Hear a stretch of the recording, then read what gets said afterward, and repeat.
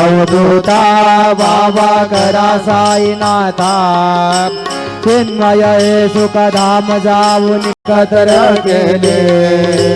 गुरुबोधी दासी ओढायला आता स्वामी सुखे निधरा करा अवधूता बाबा करा साईनाथा